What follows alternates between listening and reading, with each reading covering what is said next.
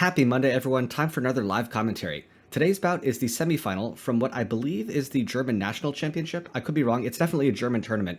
I saw it pop up on Fencing Vision, so why not cover it? Like I said, this is a semifinal. It features, on the left, Leonie Ebert, who at this point is, I think, pretty unquestionably the top women's foilist from Germany. And her opponent is going to be Carolin Golubytskyi, another German foilist, probably best known for being the wife of Sergei Golubytskyi, a legendary foilist in his own right.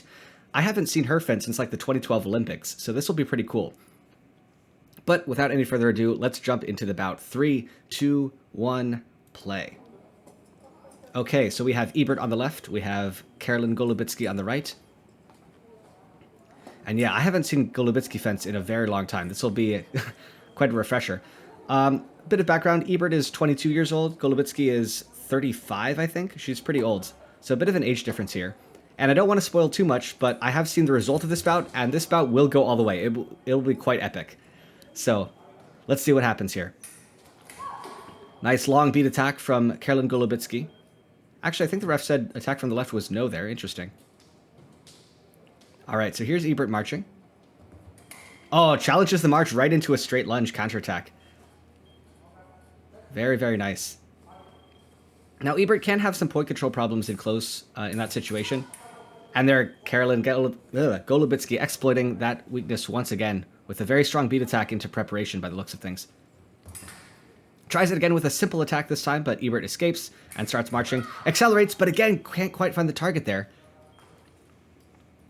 And nice, small early lead for Carolin Golubytskyi, but this bout is certainly not over yet, not even close.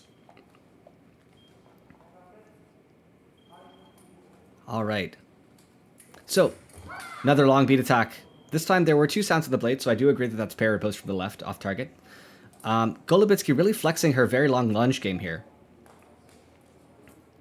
To be fair, she doesn't really have to change things up because it's working so effectively. Although this parry post call for Ebert is probably a sign of things to come, that she'll be able to shut it down in short order pretty soon. Ebert is very good at adjusting to things like that. Let's see what the ref says, though. He is taking quite a long time to look at the slow motion video.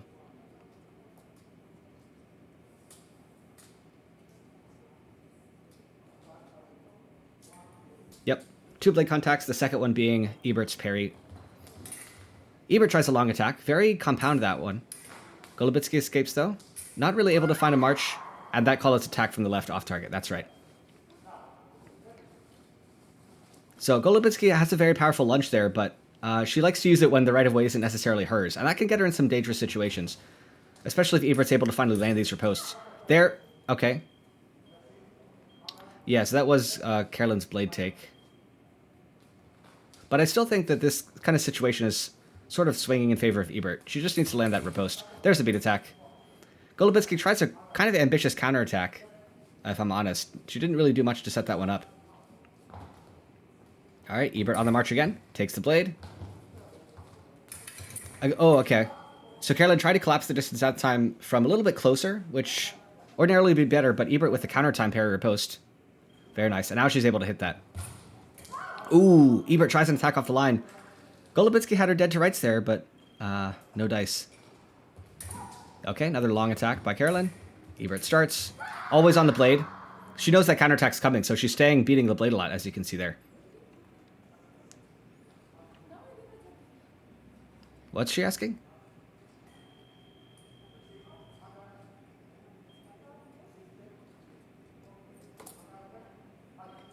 Alrighty. So Ebert marches, accelerates. Very slow acceleration from Ebert. Hits off target on Carolin's arm. Alright, Carolin marches, finishes with that long lunge, but Ebert at this point I think has the distance pretty well clocked and is able to escape. Golubytskyi keeps marching, but not able to finish that time. Now Ebert marches. Not staying on the blade so much this time, which is kind of interesting from her. Sets up a compound riposte, but goes off target. Again, stepping in, maybe one more step than you'd think is natural in that situation. But I think Ebert, between the two of them, is going to be way more comfortable at the in-close situation. That time, though, with a very long finish. And Carolin didn't really get away in time. So 4-4. Tactical situation, I think, definitely favors Ebert, though. as she escapes from that long finish. Steps in with the beat attack. Although I think the ref said that, yeah, Ebert didn't really commit there right away. She did kind of step back. So attack from Carolin. This time, Carolin trying for a remise right after that first lunge falls a little bit short and gets parried, but... Ooh, wow, really? I actually kind of saw that one as Ebert's parry riposte. But I will trust the referee's judgment.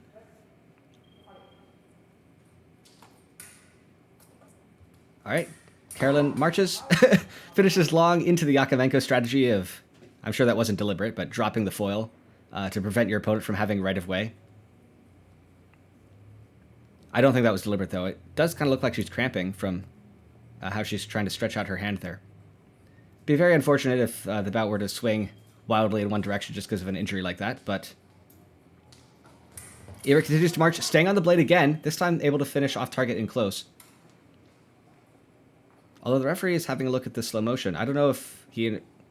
Surely that's got to be beat attack left, right? I mean, like... It'd be nice if I could see the slow motion, but from what I remember, that was pretty clearly attack left.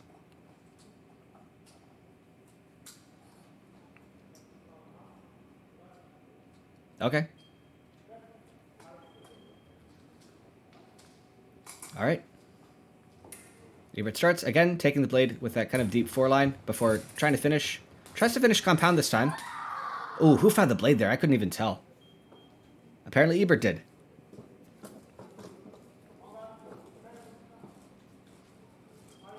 This video is supposedly 1080p, but the blades are still kind of blurry. Wow.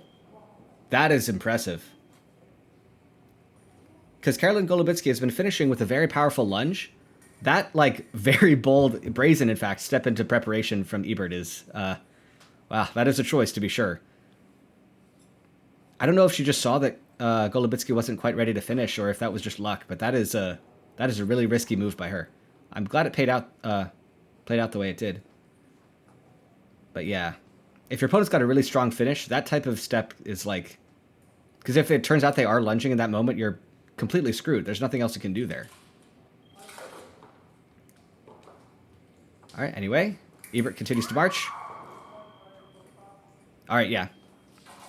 So that's an important call. So Golubytskyi is still kind of making a beat attack in preparation. Ebert is just taking the blade back, but she missed the riposte. Finishes long, Golubytskyi escapes and starts herself. Ebert with a pointed line setup this time. Just takes the blade afterwards. Now Golubytskyi with a kind of pointed line setup. And, okay, so Ebert's going to keep following her. Wow, nice acceleration there. And yeah, it looks like Golubytskyi is having some trouble running away from Ebert when she really needs to. She has a very powerful lunge, but her getaway game isn't quite up to par. On the other hand, she's been able to find the blade more often than not, like, into the preparation, so... She probably... Like, she hasn't really needed to run away in earnest that much. Colo's attack from the left off target. I agree.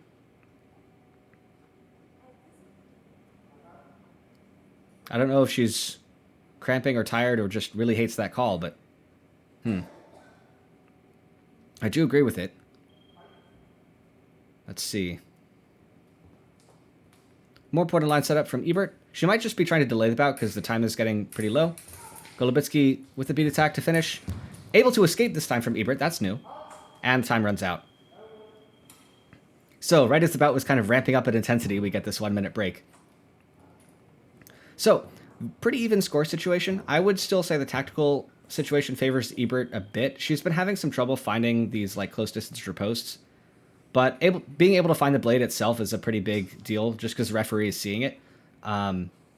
Even finding an off target there is enough to kind of make Golubytskyi's very long beat attack in preparation idea obsolete almost. On the other hand, Golubytskyi's been having some trouble escaping from Ebert's really earnest attempts to finish her attack. So it really seems like Golubytskyi's defensive game's got to change somehow to deal with this, because if Ebert's able to counter time against Golubytskyi's attack and prep, and if she's able to finish long and Golubytskyi can't escape from it, I mean, there's not much more that she could do. From what I can remember of Carolin Golubytskyi from, like, almost 10 years ago now, she might just react by being way more aggressive herself and not giving Ebert a chance to start. But I don't know. This is still very much anyone's game. And of course, Ebert is pretty good at adapting to situations herself, so even if Golubytskyi pulls out something completely surprising at the start of the second period, I imagine she'll be ready to deal with it before too long. Let's see. Okay, Golubytskyi finds the blade, starts, and yeah, she is putting on a bit more pressure now. What's her defense going to look like, though? Okay, a little closer distance with attempting just a normal parry post, not a beat attack and prep. So that is a change. We'll see if Ebert can get around that. Ebert still using this point and line setup, and wow, long finish with the foreflick by Golubytskyi. Completely unafraid of that point in line. She knows that it's not really a sincere threat. I'd call that attack right off target. Yes, I got it right. Okay, the referee agrees with me. That is always a good feeling. Okay. Starting pretty close together. All right. Another long finish attempted by Golubytskyi. Ebert is able to find the blade. Now, what's Golubytskyi going to do on defense? Finds the blade. Ooh, broken time attack with the lunge there. Her armor's so far back, I'm not sure if Ebert knew she had to get away there, but before she could, it was too late. So that's one opportunity, or one really good change to deal with Ebert's counter time ideas, to just not give her the blade so soon. Ebert with a... Ooh, oh dear. Not only is Golubytskyi not really able to escape from that attack by Ebert, but this time she just falls down. That is kind of rough. All right, Golubytskyi on the march. There's that point of line by Ebert. And Golubytskyi just finishes with another foreflick. So now Ebert's going to do the tactical weapon straighten. Take a little bit of time. Think things through. Let's see what she's going to do to deal with that attack by Golubytskyi, because that's looking more and more dangerous as time goes on. She tries it this time. Just misses, though. That was more on Golubytskyi to miss, though, than really Ebert finding a good solution to it, if I'm honest. Distance collapsing, I think, eventually does favor Ebert, but, like, she got kind of lucky that it did pan out that way. More marching by Golubytskyi. Ebert just takes the blade. Arm is pretty withheld that time. Kind of lucky to find it off target there at all. And, oh dear, looks like Golubytskyi might still be cramping a bit.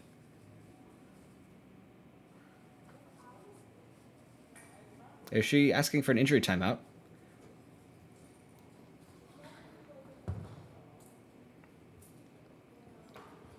Well, because this is a pretty long video, I've prepared some tea that I'm now going to sip, so apologies if you can hear it.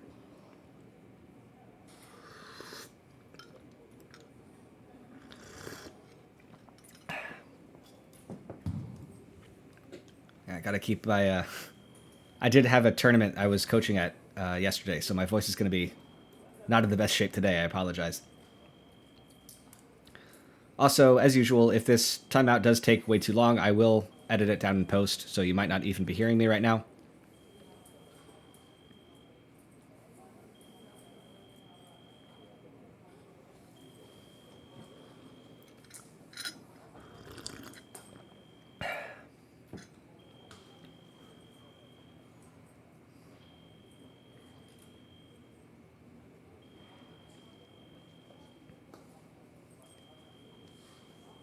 One thing to note, though, this injury timeout will actually favor Ebert quite a bit, because she was the one who was still kind of trying to slow the bout down and struggling to find something. Find some solution to this new offensive idea by Golubytskyi. So let's see. Carolin marches, finds the blade, unable to... Okay, so now it's Ebert who takes a fall. She does find... Okay, you could make a case for a yellow card for that, for touch scored during or after a fall, but I think she did actually hit before the fall occurred, so she is safe. And again, this is the close distance situation really panning out in favor of Ebert. Golubytskyi, I'm not sure was very wise to collapse distance there, because that was her decision to step in. Another split by Golubytskyi. Oof. Get those legs under control. Wow.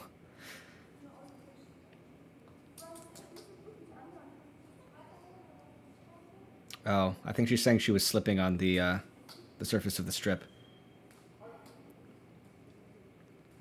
All right, Golubytskyi marches. Ebert takes the blade.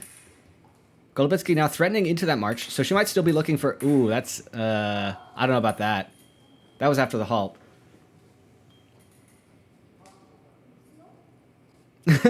I think Ebert is talking to her coach to see if it's worth asking for a video review there. Apparently they decide not to. It was kind of suspect by Golubytskyi. That was just honestly a really questionable counterattack to go for, like, no matter how you look at it. But Golubytskyi marches again, gives away the attack. Ebert starts, accelerates, and that is still her attack. So now Golubytskyi's still having trouble dealing with Ebert's attacks. Now trying a counterattack idea, which, honestly, I liked her beat attacks in prep more, even if Ebert was able to counter time against them. Wow. Golubytskyi's blade goes flying from the strength of Ebert's parry. Also, perhaps because Golubytskyi was cramping a bit in her hand. But good on Ebert for being able to follow her out of distance there. And we might have another injury timeout, maybe? Or maybe she's just doing another kind of tactical pause by switching weapons or something.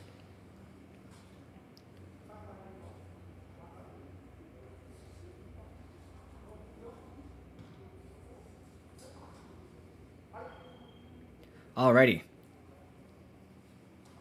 So Ebert marches. Now, okay, so now Golubytskyi's kind of going back to that beat attack and prep idea. Or maybe you could call it a very forward parry post. The idea is the same.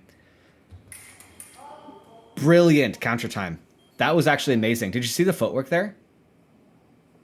Oh, man. Okay, if you get a chance, go in this video, go back, watch that footwork pattern by Golubytskyi, because that was nice. I can't really talk about it now because the bout is continuing, but that was amazing. Okay, we get locked in with the guards. Again, I'm kind of questioning Golubytskyi's decision to crush the distance into, like, infighting mode there. Because from what I know of Ebert, she's really good in that situation. And she has been this bout, too. I'm going to sip some more tea. Delicious.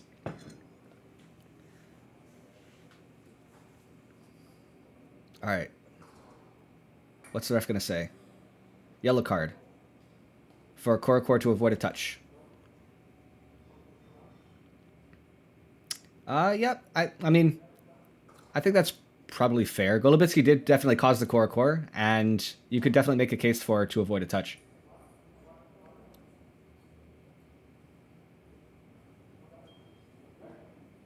Oh, wait, red card. What?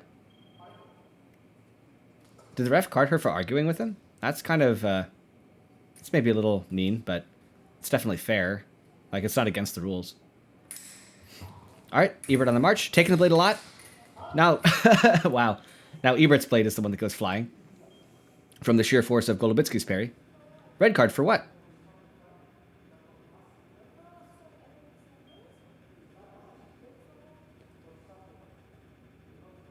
What? Wow. Wait, what?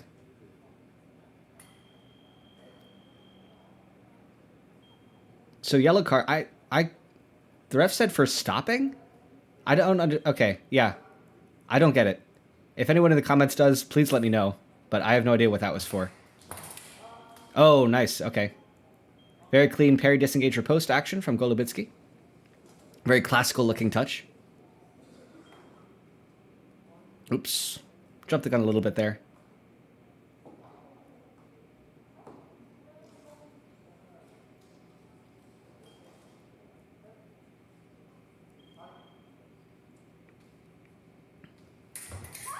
Oh, okay. So that was more of a parry or post idea than a true beat attack in preparation, like I've been describing it before. But this is kind of like it's kind of slowly morphing back into a parry or post as the distance and tactics of the bout change. So instead of really stepping in to look for it, Golubytskyi's just standing still. That time's a beat attack. Ebert is asking for a video review to see if she also found the blade. I did kind of hear two sounds there, so it's possible. The second one might have been Malparé, though. I'm not sure. So the referee will have the final say on this.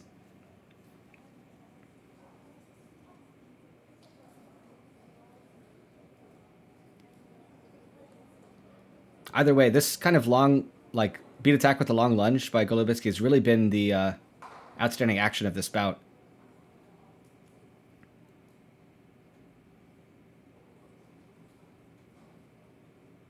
Let's see what the ref says. He is having quite a long look. And it's... Let's see. Yep. So it was parry post from the left. Off target.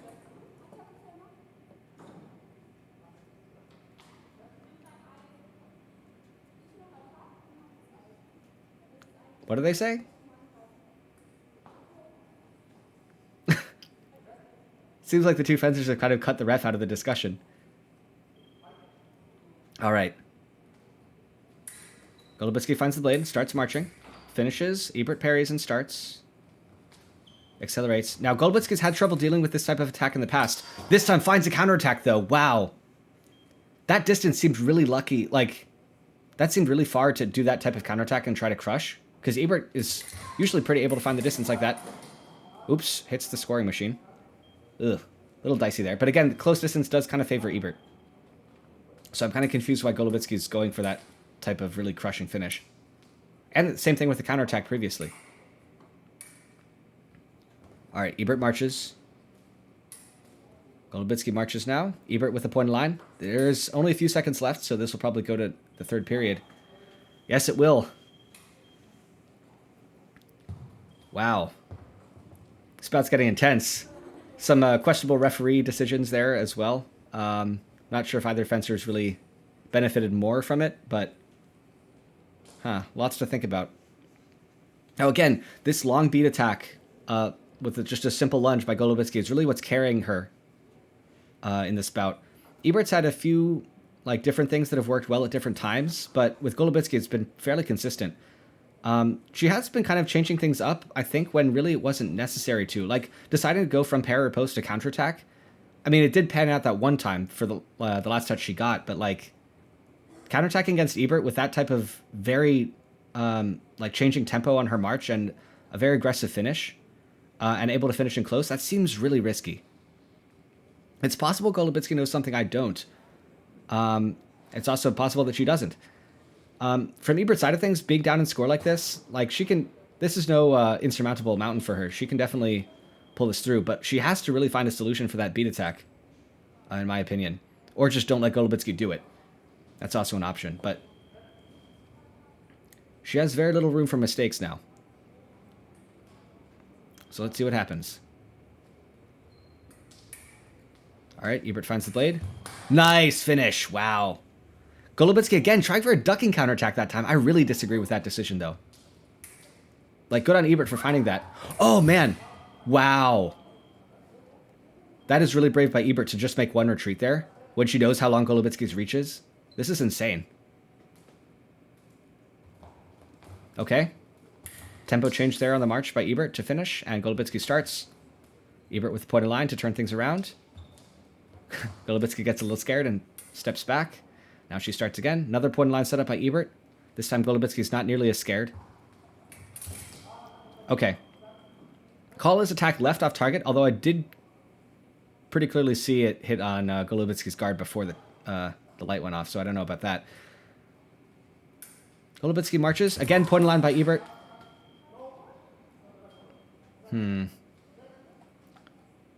Okay, so it looks like Ebert's kind of stonewalling this long beat attack by Golubytskyi now. Here she goes again. Will she finish the same way? Tempo change? Okay, no, steps back this time. Kind of looking for counter time. All right, Ebert keeps pushing. More infighting and goes off target. Maybe you don't call that infighting, but it's pretty close distance. And again, because this is a lefty-righty situation, they are hugging the far side of the strip, and that does mean that they're in danger of hitting the scoreboard when they infight on the outside like that. Long beat attack by Ebert goes off target, though. I gotta say, she's doing an amazing job at keeping Golubytskyi at the right distance. All right, more marching from Ebert. Kind of peters out, though. Golubytskyi starts. Point of line by Ebert. How's Golubytskyi? Oh, that's attack right. Oh, no. That time Ebert didn't get away. I eat my words. That was not good distance work by her. Steps in. Okay. Oh, finds the remise. Again, kind of the same line as before, but this time they kind of stepped towards the camera a bit, so they didn't hit the scoreboard. And because of that, Ebert's able to find a remise in close. Again, that infighting proving to be a superior situation for Ebert. But Golubytskyi only needs one to score now, and it'll probably be with another one of those beat attacks if it happens at all. Finds the blade. Long finish, but Ebert escapes. Okay. Golubytskyi comes out of it with a march again, though. On the blade. Another attempt at a long finish, but Ebert again escapes. I think now she's learned her lesson and knows to get away from every one of those that she sees. Even if it's not a, like, quote-unquote real finish. But with an attack and prep! Oh, no. Does she cover target? That's the question. That is the only thing between Ebert and just losing the bout. To another one of those, again, very strong, just simple lunge into preparation from Golubytskyi. So let's see what the ref says. This is probably the most important call of the bout right now. She has one light.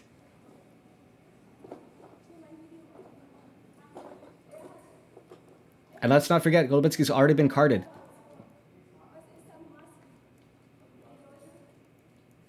So actually, yeah, if she gets carded for this, not only is her touch annulled, but she gets a red card, so that makes it 14-14. Oh my god.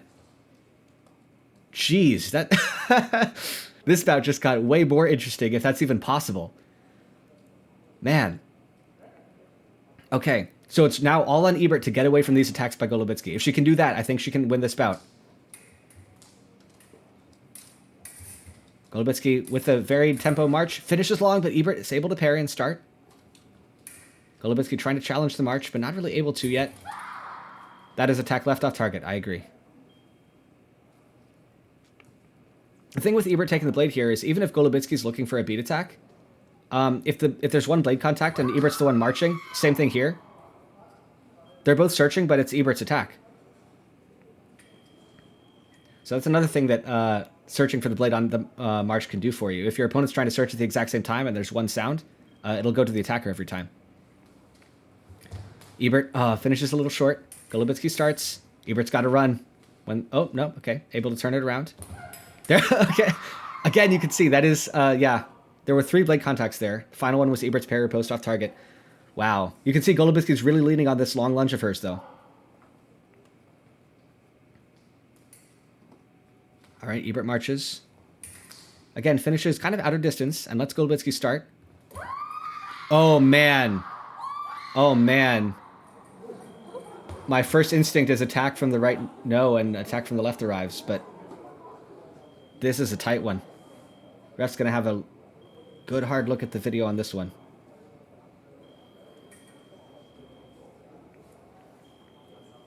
I'm so nervous, I'm going to sip some tea.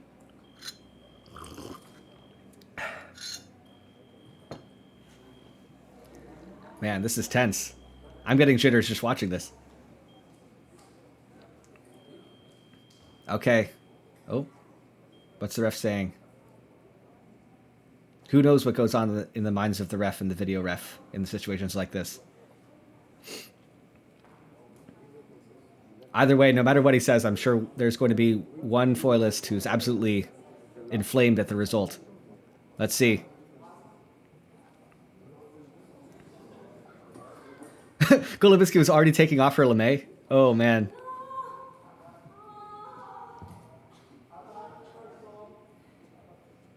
Wait. Wait, hold on. What? What? Wait, okay. Okay, his call is attack from the right stops, and then simultaneous attacks. Whoa. Wait. Okay, so I said one fencer was going to be mad. I think both are mad at that call. Wow. Man, this is a crazy bout. Jeez, okay. So I guess we keep fencing. Ebert with that pointed line set up on defense again. Takes the blade and starts. Golubytskyi kind of challenging it. Gets away, though. Now Ebert runs away. Okay. 8 seconds. I don't think either fencer's going to risk it, though. Maybe. Long beat attack. Oh, Golubytskyi finds a parry post, but goes off target. Oof. With about 4 seconds to go. What? Oh, her, Did her zipper thing get flipped over? Okay. Okay, 4 seconds. They're going to let this one go. Wow. Man. Oh, man, this bout. This is epic. We're going to go to our 1 minute overtime. Let's see who has priority. I haven't covered that many overtime situations on this channel, I don't think. So there are quite a few kind of unique factors that come into play here. I won't talk about them too much in general because I have a feeling this might be over really quick now. But we have 1 minute on the clock. Golubytskyi pushing. Ebert turns it around.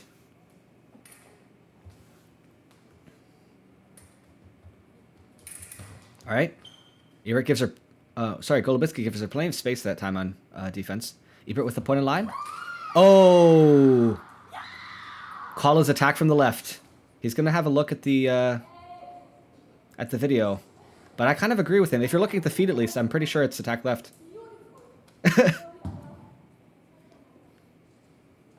Carolin's probably going to be quite disappointed at that call, though.